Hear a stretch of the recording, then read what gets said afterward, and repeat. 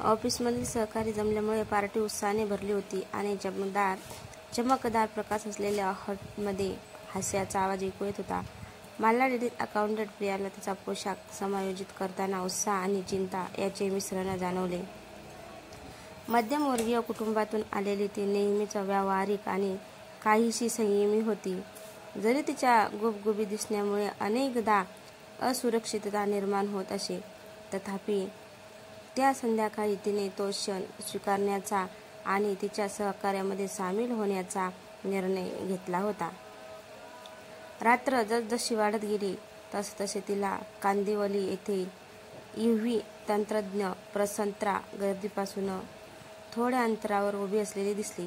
त्याचे हास्य खोडकर होते. त्याचे गुबगुबीत गाल त्याचा खेळकर स्वभाव प्रतिबिंबित करत होते. तो इतरांपेक्षा 4 वर्षांनी लहान असूनही त्यांच्यात शांत स्वभाव होता, जो प्रियाला आकर्षित करत असे. हिंमत एकवटून ती त्याच्या जवळ गेली. त्याचा पहिला संवाद सुरळीत पार पडला.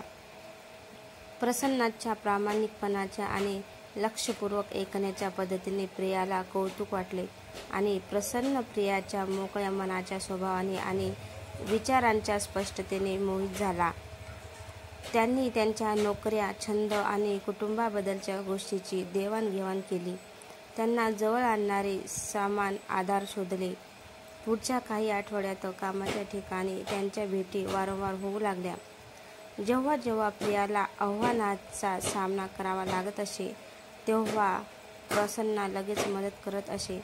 मग ते अकाउंटिंग सॉफ्टवेअर असो किंवा ऑफिस पॉलिटिक्स असो. गर्दीच्या ऑफिस कॅन्टीनमध्ये जेवणाच्या सुट्टीत त्यांची केमिस्ट्री स्पष्ट दिसत होती. जिथे ते जेवत असत आणि हसत असत. आवडत्या चित्रपटांपासून ते बालपणीच्या आठवणींपर्यंत सर्व गोष्टींवर चर्चा करत असत.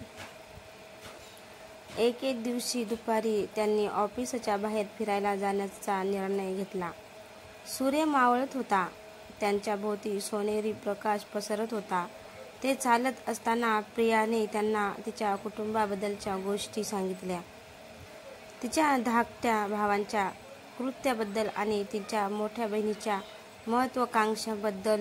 प्रसन्ना यांनी त्यांना त्यांच्या विधवा आई आणि मोठ्या बहिणीबद्दलच्या गोष्टी सांगितल्या, ज्यांनी कुटुंबाचे पालनपोषण करण्यासाठी अधिक परिश्रम केले. त्यांच्या संभाषणामुळे त्यांचे नाते अधिक घट्ट झाले आणि लवकरच प्रियाला प्रसन्नाला तिच्या घरी बोलावणे सोयीचे वाटले आणि त्यानेही तसे केले.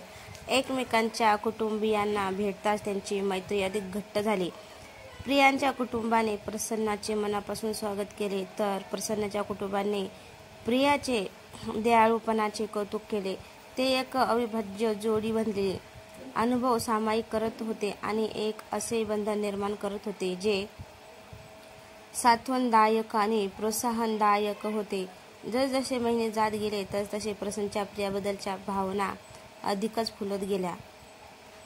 तिच्या हास्याने, तिच्या जीवनाबद्दलच्या उत्साहाने आणि तिच्या अटळ पाठिंब्याने तो मोहित झाला. तरीही प्रिया त्याला फक्त एक मित्र म्हणून पाहेल या भीतीने तो त्याच्या भावना कबूल करण्यास कचरत होता. तिच्यासाठी तो अजूनही लहान भाऊ होता. हा शब्द ती त्याला त्याच्या तरुणाबद्दल प्रेमाने चिडवायची. असे असूनही प्रसन्ना तिच्यासाठी आधारस्तंभ राहिले. तो प्रियाच्या कुटुंबाच्या उत्साहात उत्साहाने सहभागी व्हायचा, गरज पडल्यास मदत करायचा आणि नेहमीच तिच्या आवडीनुसार विचारपूर्वक भेटवस्तू आणायचा. एका खास प्रसंगी तिच्या वाढदिवसाला त्याने तिला आठवणी आणि मनापासून लिहिलेल्या नोट्सने भरलेले एक सुंदर स्क्रॅपबुक भेट दिले. प्रिया खूप आनंदी होती. तिचे डोळे आनंदाने चमकत होते, पण तिला त्याच्या भावनांची खोली समजत नव्हती. ऑफिसबाहेर फिरताना प्रसन्ना अनेकदा आपल्या भावना व्यक्त करण्याचा विचार करत असे. एका संध्याकाळी ते जवळच्या एका उद्यानातून चालत असताना त्याने बोलण्याचे धाडस केले. प्रिया, मी विचार करत होतो.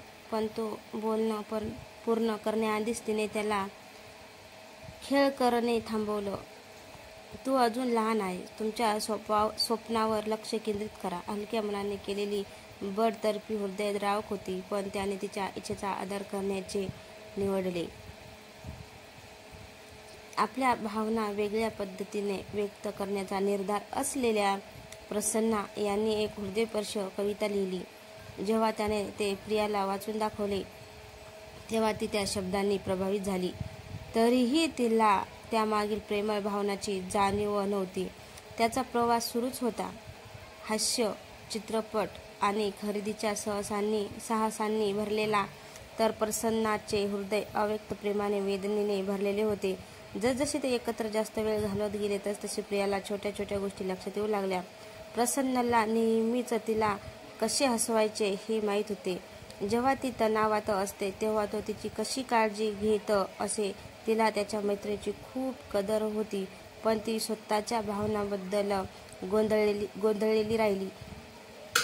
तिला हे माहीत नव्हते की प्रसन्नाचा स्नेह अधिकाधिक दृढ होत चालला आहे. त्यांच्यातील आनंदी संवाद भावनिक वादळ निर्माण करत आहे.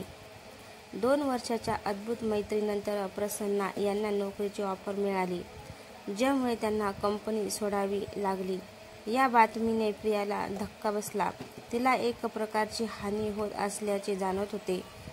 त्यांनी संपर्कात राहण्याचे वचन दिले, परंतु त्यांच्या वेगवेगळेपणाची वास्तविकता समोर येऊ लागली आणि त्याच्या भेटी महिन्यातून 1 किंवा 2 महिन्यापर्यंत मर्यादित झाल्या.